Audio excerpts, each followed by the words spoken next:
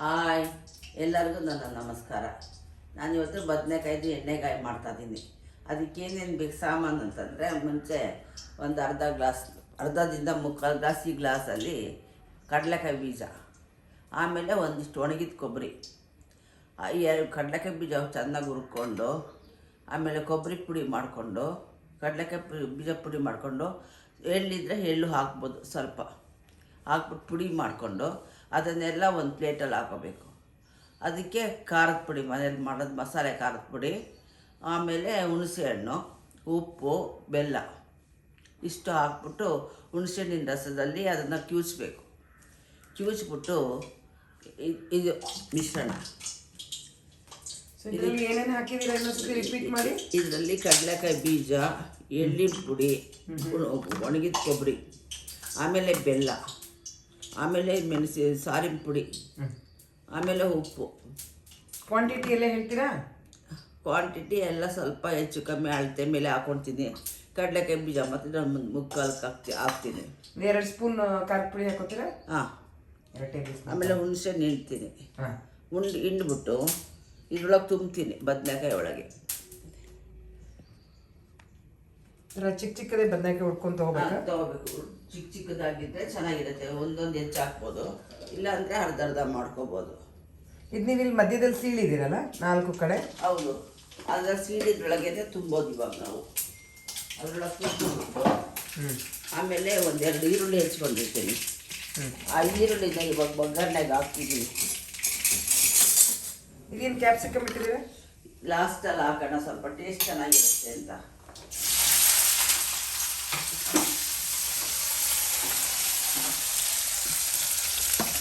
ಈರುಳ್ಳಿ ಹಾಕಿದ್ದೀನಿ, ಸ್ವಲ್ಪ ಮಗ್ಗಿಸ್ಕೊಂಡ್ಮೇಲೆ ಬದನೆಕಾಯಿ ಹಾಕ್ತೀನಿ.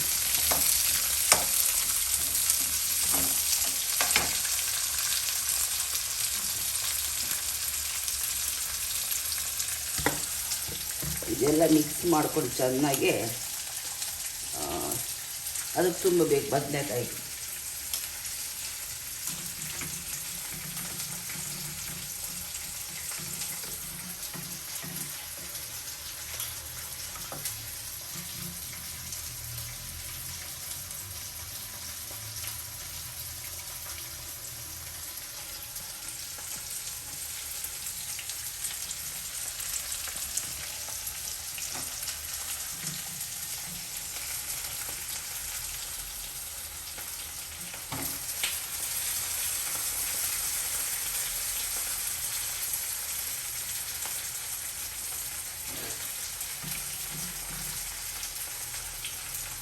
ಇದೇ ಥರ ಕ್ಯಾಪ್ಸಿಕಮ್ ಅನ್ನು ಮಾಡ್ಬೋದು.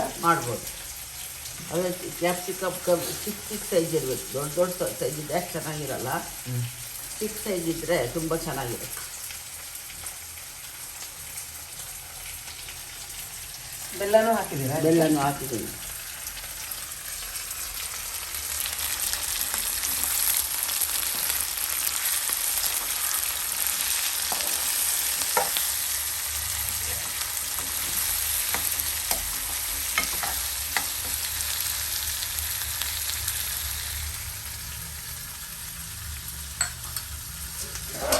ಇವಾಗ ಇದನ್ನು ಮಿಕ್ಸರ್ನ ಇದಕ್ಕೆ ಹಾಕ್ತೀರಾ?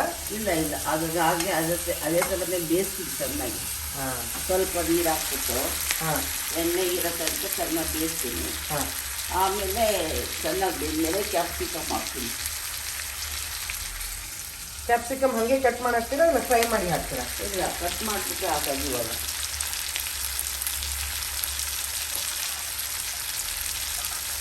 ಕ್ಯಾಪ್ಸಿಕಮ್ ಹಾಕಿದ್ರೆ ಚೆನ್ನಾಗಿರುತ್ತೆ ಟೇಸ್ಟ್ ಕೂಡ.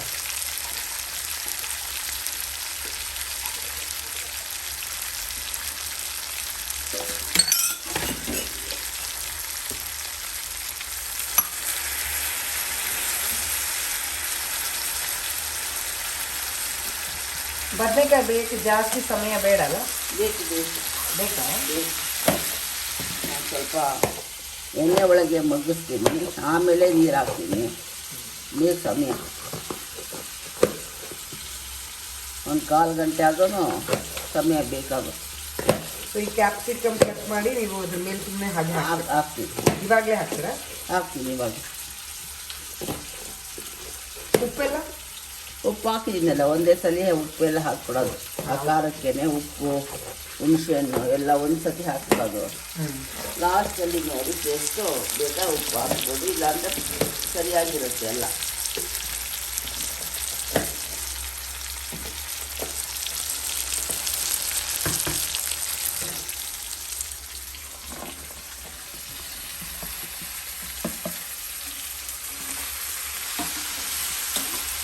ಇದು 15 ನಿಮಿಷದಲ್ಲಿ ಹಾಂ, ಒಂದು ಬಿಸಿದ ಮಿಶ್ರಣ ಹಾಕ್ತೀರ ಇವಾಗ?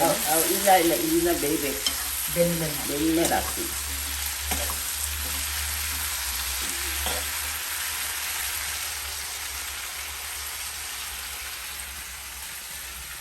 ಹಾಂ ಹೇಳಿ. ಆಯ್ತಾ? ಇದಾದ್ಮೇಲೆ ಇದಾದ್ಮೇಲೆ ಆಯಿತು. ಏನ್ರ ಜೊತೆ ತಿನ್ಬೋದು? ಚಪಾತಿ, ರೊಟ್ಟಿ, ಅನ್ನಕ್ಕೂ ಹೆಂಚ್ಕೊಬೋದು, ಚೆನ್ನಾಗಿರುತ್ತೆ. ಅನ್ನದ ಕೂಡ ಟೇಸ್ಟ್. 2-3 ದಿವಸ ಇಡ್ಬೋದಾ?